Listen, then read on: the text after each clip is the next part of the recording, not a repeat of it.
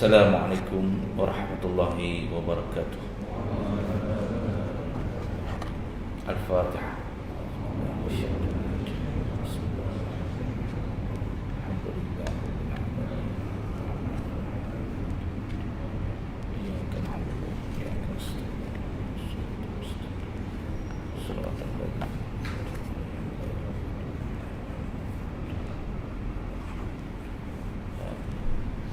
Bismillahirrahmanirrahim. Alhamdulillahirabbil alamin. Wassalatu wassalamu ala asyrafil anbiya'i wal mursalin wa ala alihi wa sahbihi ajma'in. Allahumma ij'al jam'ana hadza jam'an marhuma wa tafarruqana min ba'dihi tafarruqan ma'suma. Allahumma 'allimna mimma jahilna wa dhakkirna mimma nasina. Allahumma anfa'na bima 'allamtana wa 'allimna ma yanfa'una wa zidna 'ilma. Allahumma ja'alna minal ladzina yastami'una al-qawla fayattabi'una ahsanah. Wa sallallahu ala Muhammad wa ala alihi wa sahbihi wasallam. Walhamdulillahi rabbil alamin. Bismillahirrahmanirrahim. Innal hamdalillah nahmaduhu wa nasta'inuhu wa nastahdihi wa nastaghfiruh wa na'udzu bihi min shururi anfusina wa min sayyiati a'malina. May yahdihillahu fala mudilla lahu wa may yudlilhu fala hadiya lahu.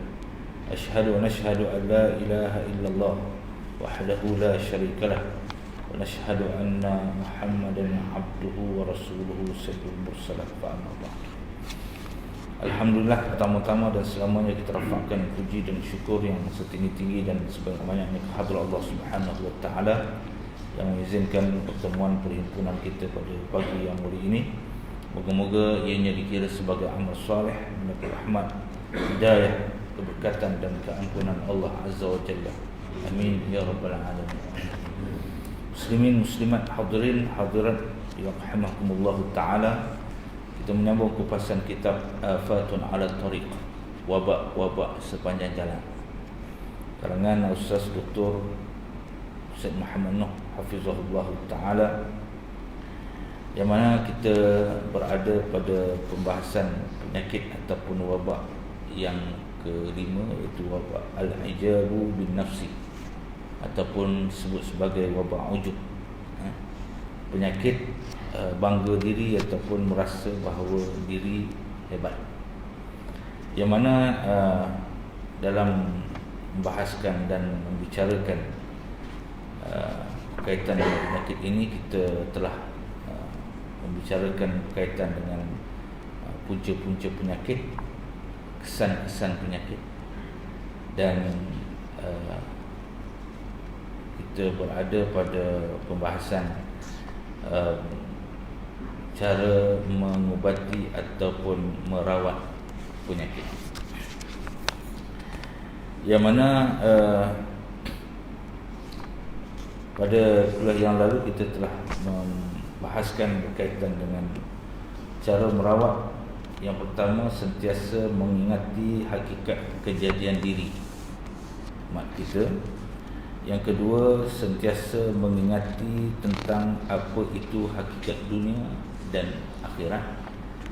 Yang ketiga, sentiasa mengingati tentang nikmat Allah yang dilimpahkan ke atas manusia dari sebesar-besar nikmat sehinggalah sekecil-kecilnya. Yang keempat, sentiasa memikirkan tentang mati dan kedudukan selepas mati dengan penuh penderitaan dan kengerian. Yang kelima, sentiasa mendengar dan mengamati kitab Allah dan sunnah Nabi-Nya sallallahu alaihi wasallam. Yang keenam, sentiasa menghadiri majlis ilmu, terutamanya majlis ilmu yang membicarakan tentang penyakit jiwa, yakni penyakit hati, dengan cara mengatasinya. Yang tujuh, sentiasa memerhati keadaan orang yang sakit, cacat anggota, bahkan juga orang-orang yang mati, terutamanya pada waktu mereka dimandi, dikafan dan ditanam. Yang ke-8, memperingatkan ibu bapa agar membebaskan diri dari penyakit ujub.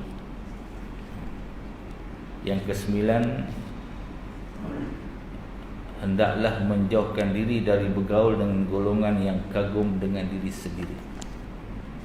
Yang ke-10, hendaklah sentiasa diperingati tentang betapa perlunya adab dan tata tertib syarak diikuti dalam menyampaikan sesuatu penghargaan dan pujian.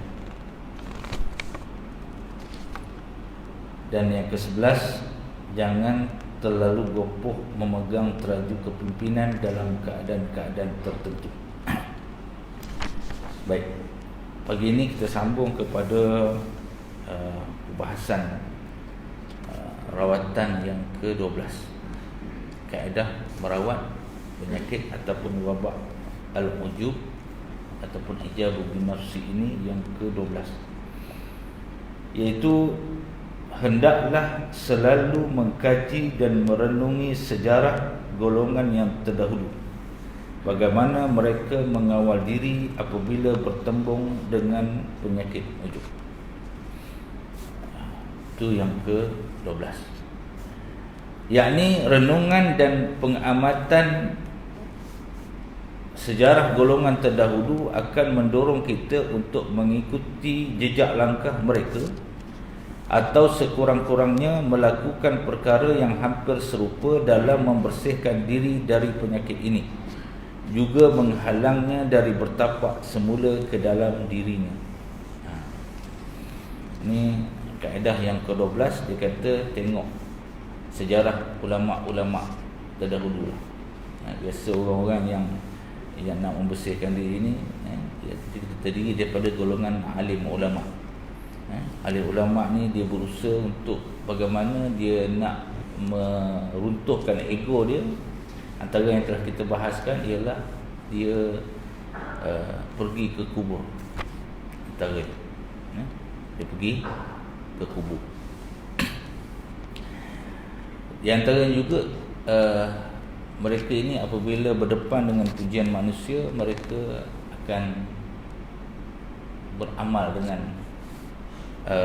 apa yang Nabi SAW pernah arahkan, iaitu lemparkan pasir ke muka orang yang memuji. Ini kita dah bahas yang lepas. Bagaimana apabila ada pujian, kata Nabi SAW, lemparkan, ambil pasir nak melamparkan ke muka orang yang puji kamu tu. Sebab seorang yang memuji saudaranya berarti dia telah memenggal tengkuk saudaranya sendiri, yakni memusnahkan diri dia, sehingga merasa ego, merasa besar diri, merasa bahawa diri ada kelebihan dan hebat. Demikian juga dengan beberapa tindakan-tindakan para ulama dan orang-orang soleh.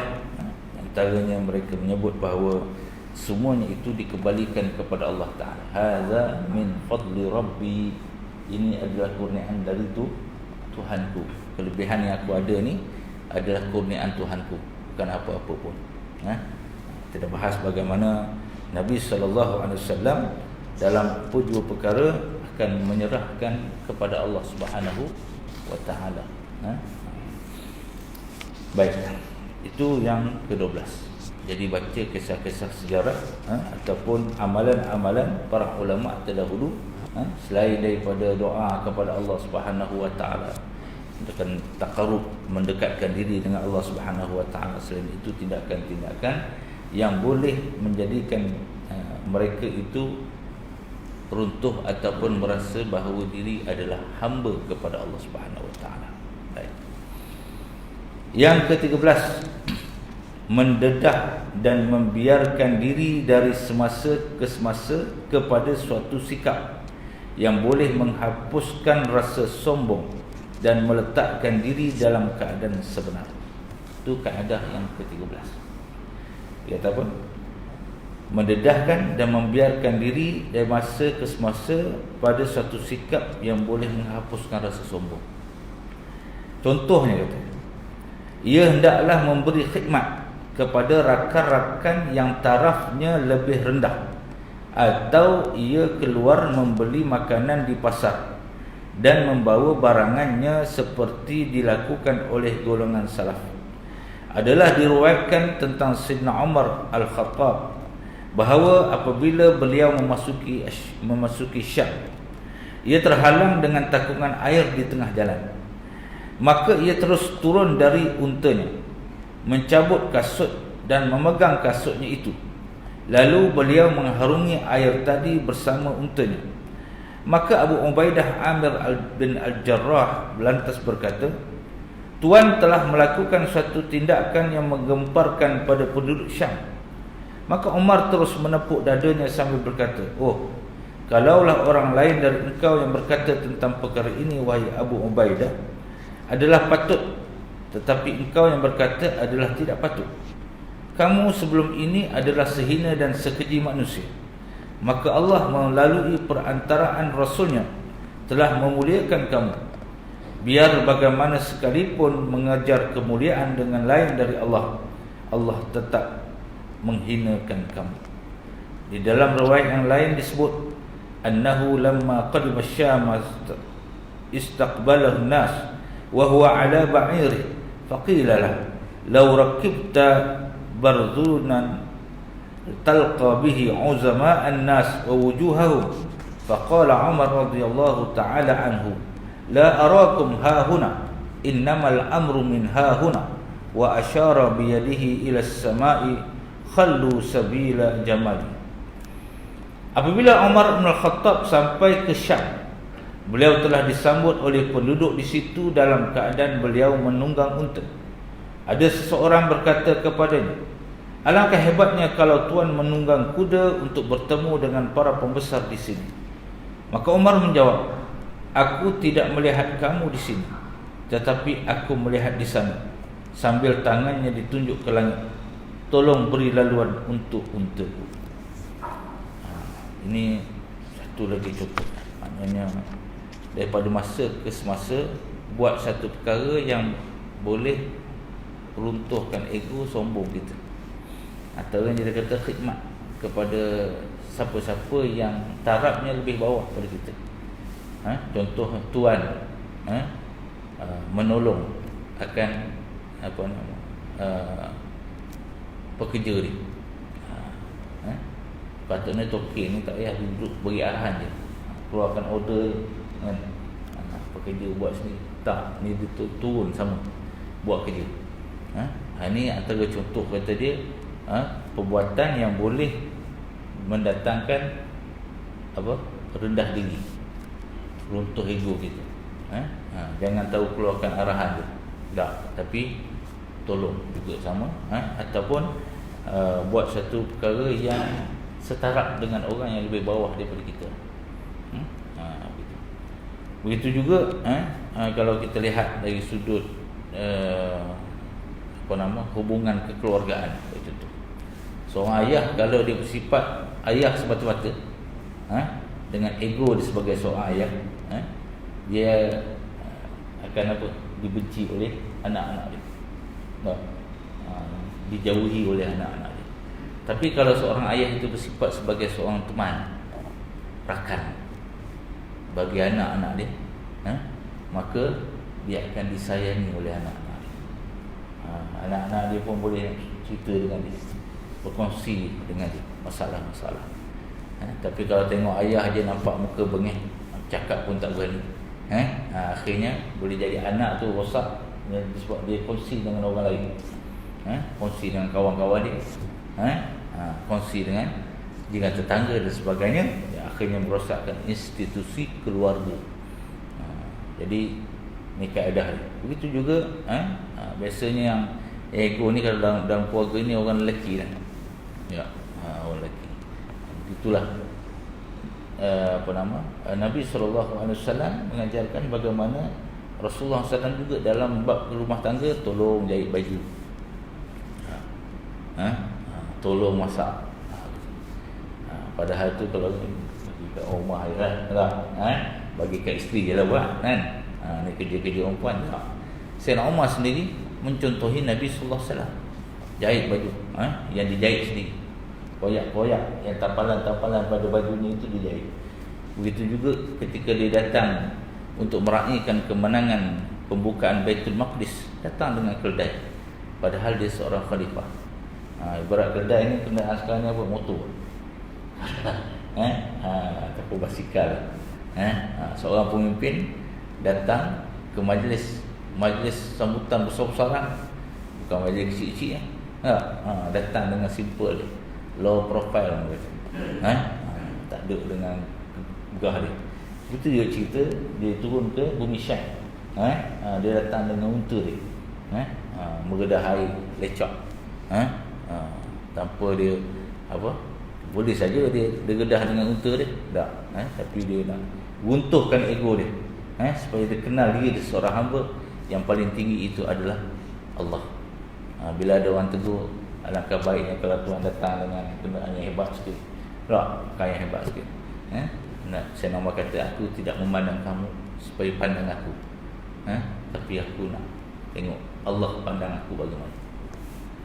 Ini pendirian yang dilakukan oleh sahabat bahkan Nabi sallallahu alaihi wasallam untuk menjauhkan diri daripada kesombongan. Demikian juga kita melihat antara contoh baginda Rasulullah SAW, bila mana orang bangun menghormati dia, Rasulullah suruh duduk. Sebab Nabi tak nak supaya penyakit ujub itu bertapak dalam diri dia. Dengan adanya satu penghormatan orang, takut dan bimbang, perasaan rasa hebat itu akan bertapak. Maka Nabi SAW suruh duduk. Bila ada orang sahabat yang tak nak duduk, diri kan, orang lain duduk belaka bila Nabi suruh duduk. Sebab Nabi kata, aku tidak mahu kamu akan memuliakan orang-orang yang mulia di kalangan kamu ini, sehingga apabila mereka mati menjadi seperti mana kaum terdahulu. Mereka menjadikan mereka sebagai Tuhan dan sebagai sembah-sembahan. Pergi kat kubur, untuk wali punya kubur, akhirnya duduk munajat kat situ apa semua, dengan sebab kemuliaan seseorang. Nabi tak nak begitu. Supaya kenal bahawa Tuhan yang berhak disembah adalah Allah yang Esa. Nabi bimbang penyakit umat terdahulu ini akan menjangkit pada umat dia. Lepas tu Nabi tak nak begitu. Nabi suruh sahabat-sahabat duduk. Lalu ada seorang lelaki, dia tak duduk. Nabi kata, kenapa kamu tak duduk? Dia kata, ya Rasulullah, kabilah aku, kaum aku, berdiri adalah satu penghormatan, duduk adalah satu penghinaan. Apabila memuliakan seorang, maka Nabi SAW senyap. Ini dihukum oleh para ulama tentang adat satu kaum itu boleh diambil kira. Oleh kerana kalau benda itu tak boleh langsung, Nabi dah duduk, suruh dah sahabat tu duduk. Nabi mungkin syarah panjang lah. Kamu tak kerti bahasa, aku suruh duduk lah. Kabilah-kabilah ikut adab pula. Tapi Nabi SAW memberikan kelonggaran. Nabi senyum. Lepas Nabi duduk, barulah sahabat tu duduk. Ini di antara kisah sejarah yang berlaku pada diri Nabi SAW sendiri. Begitu juga Rasulullah SAW tak mahu bila mana orang panggil dia dengan Sayyidi. Ya Sayyidi, ya Rasulullah, wahai tuanku, wahai Rasulullah. Nabi SAW mengatakan, lastu Sayyidi, aku bukannya tuan kamu, kata Nabi. Wa innama anni Rasulullah, akan tapi aku hanyalah utusan Allah saja. Allah utuskan aku jadi mulia ni sebab Rasulullah, sebab jadi utusan Allah. Kalau Allah tidak kerana Allah utuskan aku tak ada apa-apa.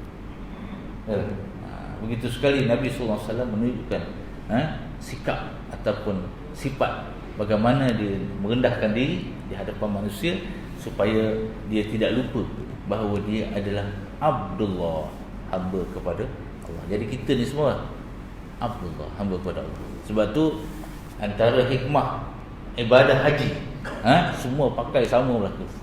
Daripada hak yang jadi raja sampai kepada jadi rakyat berlaku. Daripada orang kaya sampai miskin, pakai semua berlaku sama. Kenapa? Tak ada beza.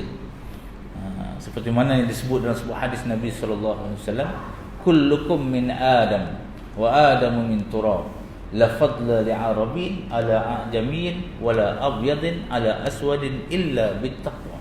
Atau maqala Nabi sallallahu alaihi wasallam. Baginda Rasulullah SAW menyebut, semua kamu berasal daripada tanah, berasal daripada Adam. Dan Adam itu berasal daripada tanah. Tidak ada beza antara orang Arab dengan yang bukan Arab. Dan tidak ada beza antara yang berkulit putih dengan berkulit hitam, kecuali takwa sahaja yang bezakan kita. Tak ada beza kita ni. Datang daripada kaum mana? Jawa ke Bugis ke? Ya tak? Datang daripada bangsa Arab ke bangsa Melayu ke bangsa Eropah ke? Mau besar badan ke kecil badan ke? Mau putih melepak ke apa semua? Semua tak ada beza, insya-Allah. Besok sampai insya-Allah Taala, yang Allah kira ialah takwa, ketaatan kepada Allah Subhanahu wa taala. Tuan-tuan rahmat Allah Subhanahu wa taala sekalian. Demikian juga bila kita membaca bagaimana kehidupan Nabi sallallahu alaihi wasallam. Ya tak? Rumah dia kecil, rumah Nabi. Bukan dia tak boleh buat besar. Dia boleh buat besar, tapi tak nak. Sebab Nabi SAW tidak mahu dia akan jadi lupa diri. Ya tak? Lupa diri. Yang ni Nabi SAW sebut apa?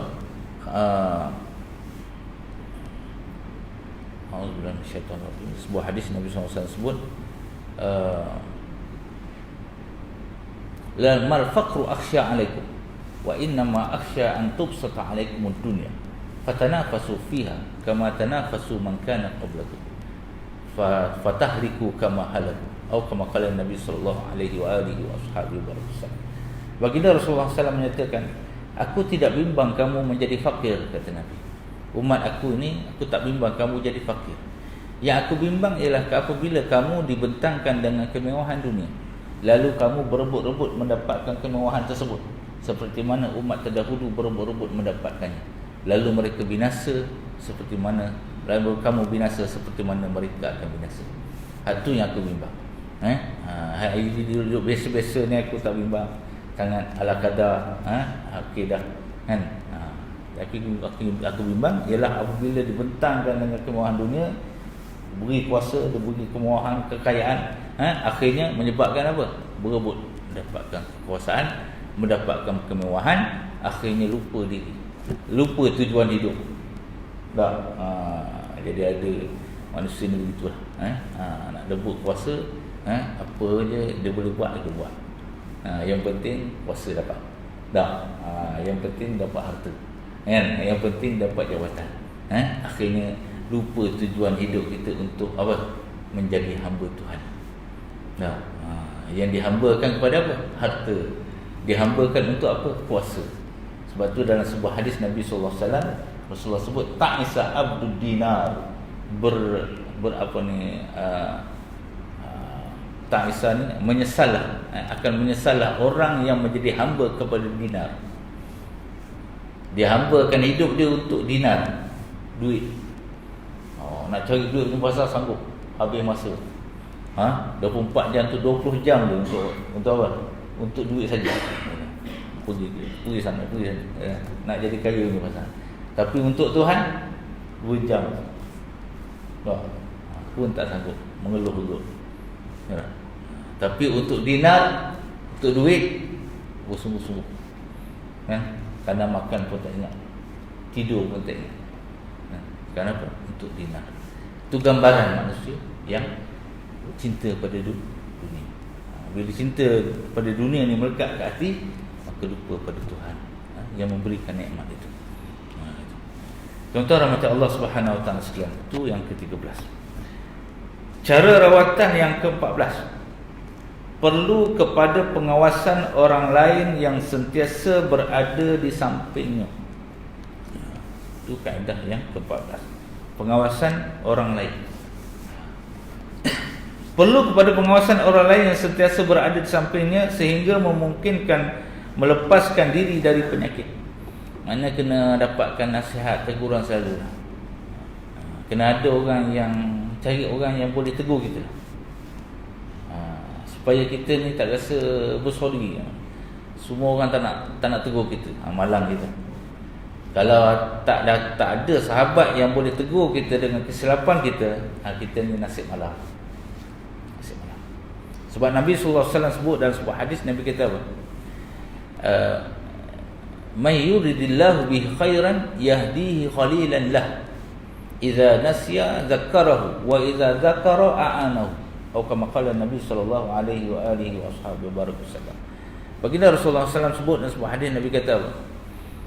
apabila Allah mahukan kebaikan untuk seseorang, maka Allah akan menunjukkan kepadanya seorang khalil, teman.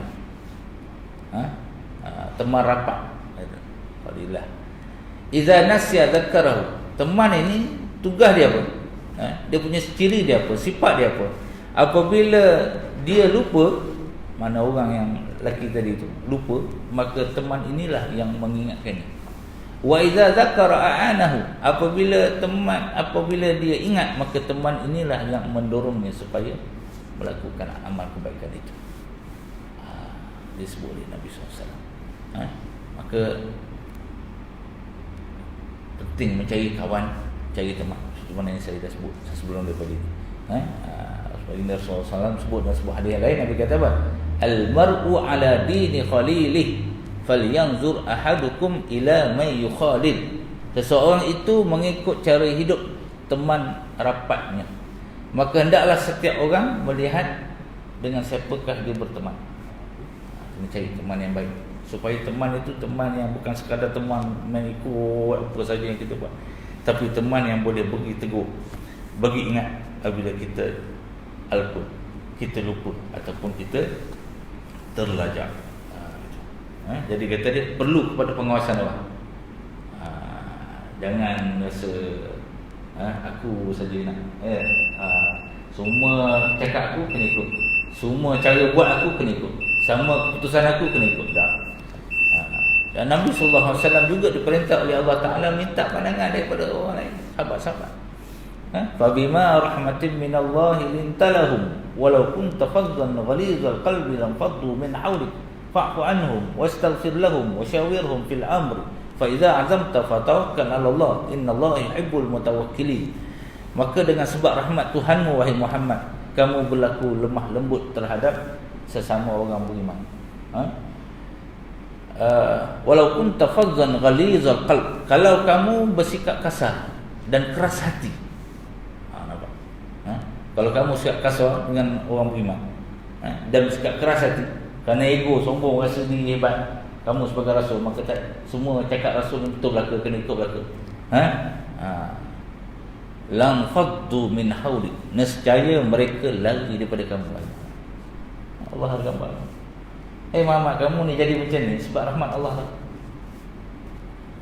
Sebab rahmat Allah lah kamu jadi lembut ni, lembut bergaul, mesra dengan orang. Kenapa? Nabi SAW telah disucikan oleh Allah Ta'ala, cuci hati dia, seperti mana daripada kecil, dengan hidayah, dengan Islam yang Allah beri kepada Nabi SAW. Maka Muhammad, kamu jadi macam ni sebab rahmat Allah. Kalau kamu suka kasar, orang Arab ni kasar, orang Arab kan kasar ke hati. Sebab tu kaum musyrikin Mekah ke hati. Nak masuk Islam kat situ kena perang baru boleh jatuh kerja Mekah. Jenis orang kasar, jenis orang keras hati, tak makan samanya orang kasar. Penduduk Madinah lembut sikit. Ni kalau banyak bangsa ni, orang Melayu ni lembut hati kan.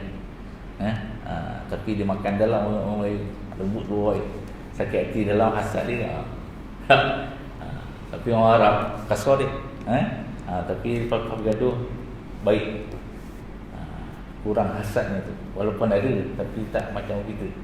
Orang kita ni dia tak boleh. Tak. Kita tengok macam bangsa lain, dia berniaga sebelah-sebelah kedai runcit, okey. Orang Melayu dia tak boleh. Terkenalnya dengan kaedah begitulah. Walaupun ada setengah orang Melayu okey, tak ada masalah. Macam penduduk Pulau Indah ni okey kan. Niaga sebelah pun tak ada hal, tak ada gaduh lah kan. Tapi hak lain tu niaga sebelah tak boleh. Niaga kedai makan, salah satu mesti tutup kan. Macam-macam juga. Ini orang Arab kasar lagi. Kalau tuan-tuan pergi negara Arab, Mekah ke Madinah, tuan-tuan cuba tengok kenderaan dia.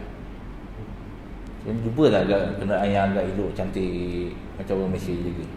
Tak ada. Kemek sana, kemek sini. Kan?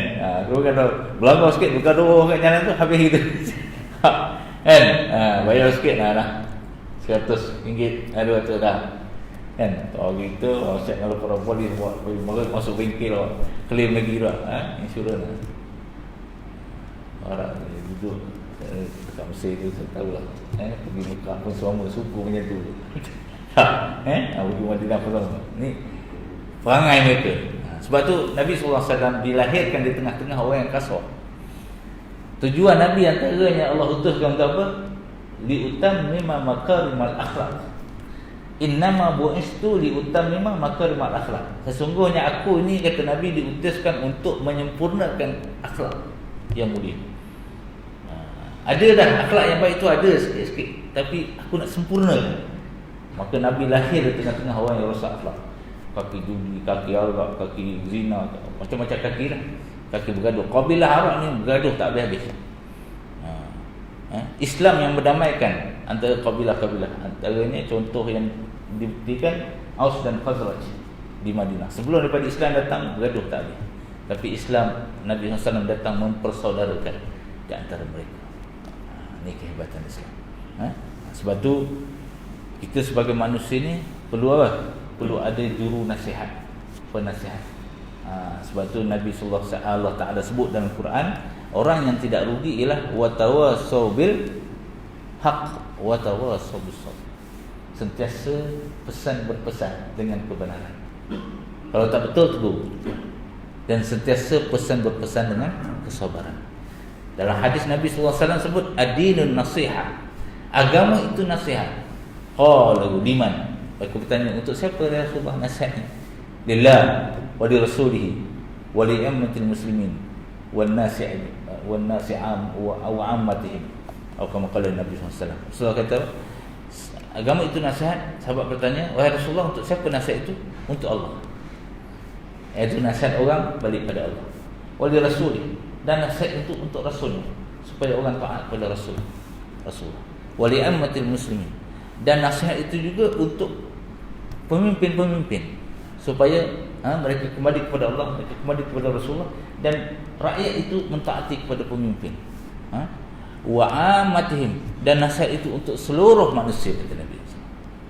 Dan nasihat itu lurus. Suami nasihat isteri, isteri nasihat suami, anak nasihat ayah, ayah nasihat anak. Itu. Jangan ayah ni ego, anak nasihat kau jangan cakap. Kau tu anak ya. Aku ni bapak kau. Siapa makan kau lebih dulu? Gitu. Kau tu siapa? Sedar diri sikit. Ni bahasa-bahasa orang sombong. Kan? Aku siapa, kau siapa? Tentang macam Allah Subhanahu Wa Taala sekalian. Dan yang ke-15, muhasabah diri sepanjang masa sehingga dia berjaya mengenal pasti keaiban yang ada pada dirinya. Itu kaedah rawatan yang ke-15. Muhasabah diri sepanjang masa sehingga dia berjaya mengenal pasti keaiban yang ada pada dirinya.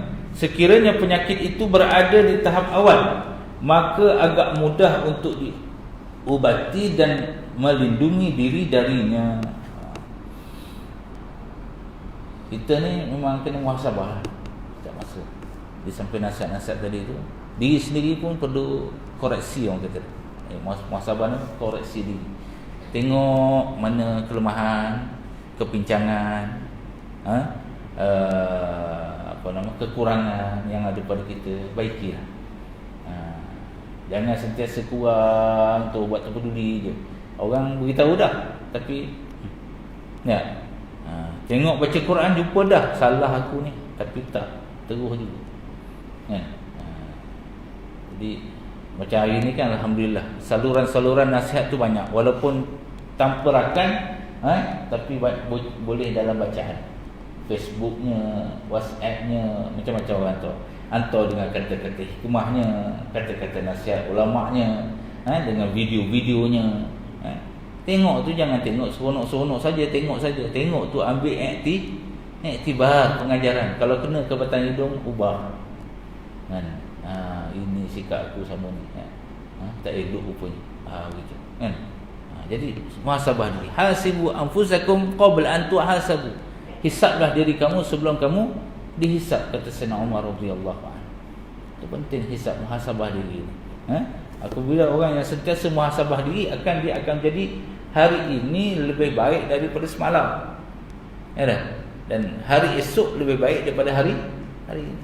Dengan sifat muhasabah dia itu. Sayyidina Umar dia tunjukkan satu contoh yang diceritakan dalam riwayat ni, bagaimana Sayyidina Umar meletakkan, menyimpan sebatang rotan di bawah tilamnya, di bawah katilnya. Yang rotan itu dia akan digunakan setiap kali dia nak tidur, dia duduk muhasabah diri. Apa yang aku buat hari ni? Benda yang salah, benda yang dosa, kesilapan, dia akan rotan diri dia sebagai satu tanda muhasabah. Dia selit, tak nak ulang balik. Sebab tu dalam Quran pun Allah sebut tentang konsep muhasabah ini. Allah sebut walladzina idza fa'alu fahishatan aw zalamu anfusahum dzakarullah fastaghfaru lidzunubihim. Orang-orang bertakwa itu sifatnya apabila melakukan satu benda yang keji dan ataupun dosa, menzalimi diri sendiri, maka lalu mereka ingat kepada Allah, lalu mereka memohon keampunan terhadap kesalahan-kesalahan. Allah sebut sifat orang takwa ni apa dia? Bila buat dosa, buat perkara keji, buat zalim pada diri sendiri, mereka lalu ingat kepada Allah. Ada orang nasihat, contoh, ataupun jumpa apa-apa yang boleh bawa ingat pada Allah Ta'ala, fastaghfaru. Bila dah ada teguran, dah ada ingatan, muhasabah tu, fastaghfaru, mohon ampun kepada Allah Ta'ala. Sebab tu orang bertakwa ni, tanda orang bertakwa ialah sentiasa istighfar. Kita berapa kali istighfar kat saya? Ada kira? Nabi SAW kira. Jadi mengira zikir ni adalah satu sunnah. Sunnah. Bukan sunnah ahli tasawuf, ni sunnah Nabi. Nabi SAW kata, wa inni la astaghfirullah. Sesungguhnya aku, kata Nabi, sungguh beristighfar kepada Allah, tidak kurang daripada 100 kali saja. Mana Nabi kira? Bukan Nabi baca bahasa Allah SWT. Berapa kali kan? Tak tahulah.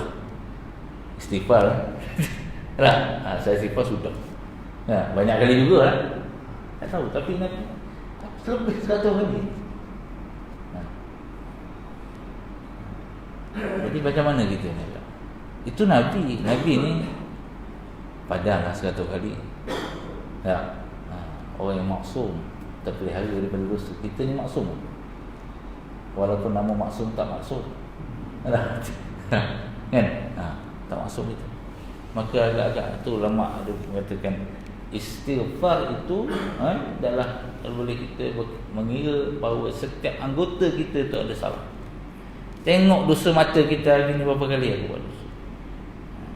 Mungkin istighfar untuk mata saja 1000 kali, baru Allah ampun dosa. Istighfar untuk telinga saja berapa kali? 50 kali contoh. Istighfar untuk mulut saja 1000 kali. Istighfar untuk hati, hasad, dengki, sakit hati ke orang, berapa kali? Itu baru kira anggota-anggota. Baru kira benda-benda yang fikir macam-macam semua. Maka setiap istighfar itu hendaklah dalam keadaan kita apa? Kita sedar. Ada orang istighfar dia tak sedar. Tak sedar diri. Macam mana istighfar tak sedar diri? Dia main sebut ya astagfirullahalazim, macam orang lepas sembahyang. Astagfirullahalazim, astagfirullah. Dosa apa dia buat? Kita tak nilai setiap istighfar itu untuk dosa apa. Kalau ulama dia bersedekah, setiap benda dia sedekah dia tu, ada ulama dia tertinggal solat jemaah fardu jemaah, bukan solat tinggal solat fardu, tinggal solat berjemaah, menyedekahkan beberapa ratus dirham. Ada yang bersedekah dengan dinar, ikut kemampuan masing-masing. Sedekah ni apa? Atas niat apa? Kafarah dosa aku tinggal solat jemaah. Sekali tinggal, sedekah sekali. Atas niat apa? Kafarah dosa. Dosa apa? Dosa tertentu.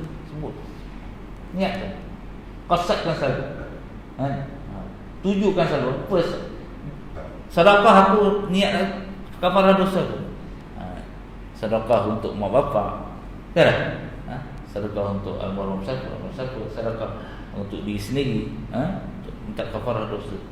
Kita ni memang halu kafarah dosa. Dosa apa? Dosa pun kita tu dah tak teringat, banyak sangat dosa. Tak?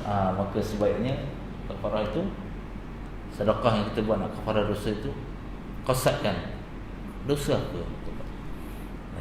Ikut kemampuan. Kalau satu dosa tu RM10, kalau RM100, RM100 dah. Tak, sedekah RM100. Sekarang sedekah ni sudah klik. Boleh sampai sedekah insya-Allah. Itu.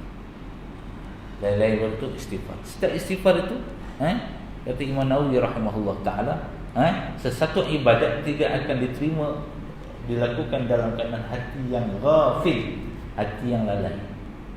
Macam kita semayang, kita duduk leka dah, kita tidak hayati bacaan. Pemikiran kita melelong orang Johor. Orang kata melelong.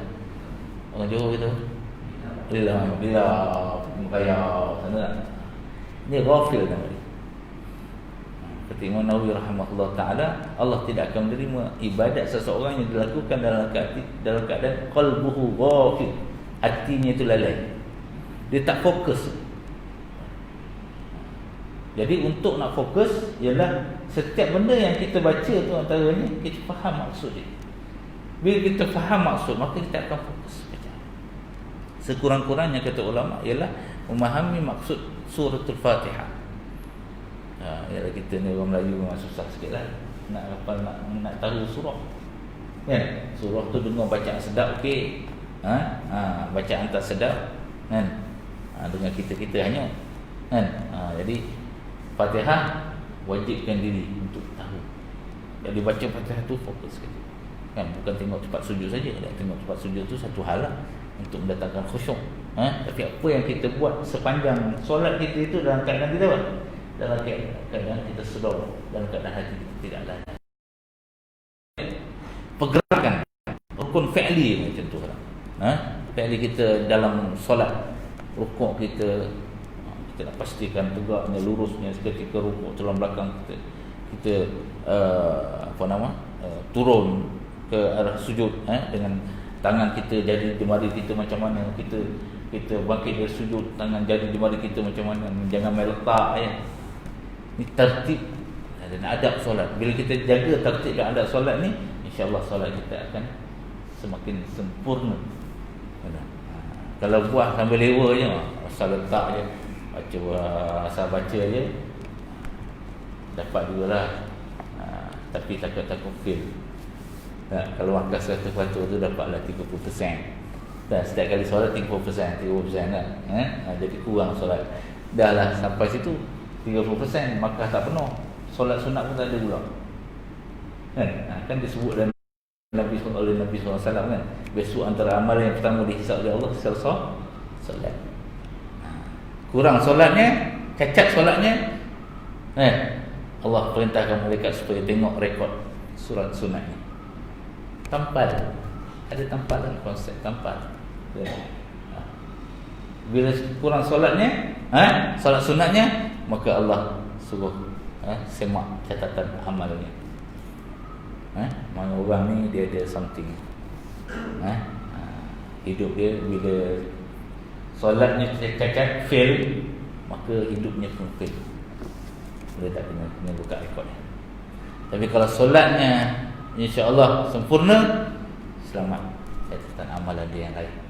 Sebab tu innas solata tanha anil fahsya'i wal munkar. Sungguhnya solat itu mencegah daripada perkara keji dan munkar.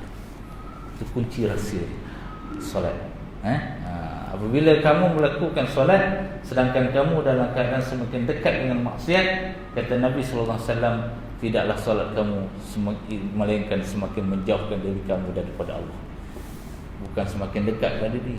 Kalau kita nak tahu solat kita semakin hampir kepada Allah ataupun jauh kepada Allah, tengok kehidupan kita. Kalau hidup kita semakin dekat dengan mungkar, semakin suka cenderung kepada kemungkaran, maka cek solat kita, ada benda tak benar.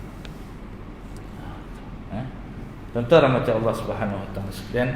Jadi kita berhenti takat ni dulu insya-Allah. Kita ada berapa lagi cara kaedah rawatan untuk merawat penyakit ujub. InsyaAllah mudah-mudahan kita mendapat manfaat, rahmat, hidayah, keberkatan dan keampunan daripada Allah Azza wa Jalla. Amin ya rabbal alamin. Subhanakallahumma wa bihamdika asyhadu an la ilaha illa anta astaghfiruka wa atubu ilaik. Bismillahirrahmanirrahim. Wal 'ashr innal insana lafi khusr. Lil ladzina amanu wa 'amilus solihati wa tawassaw bil haqqi wa tawassaw bis sabr.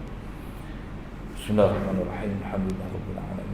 Wassalamu ala asyrafil anbiya wal mursalin wa ala alihi wa sahbihi ajma'in. Allahumma arhamna fa innaka binar rahim wa la tu'azzibna fa innaka 'alaina qadir.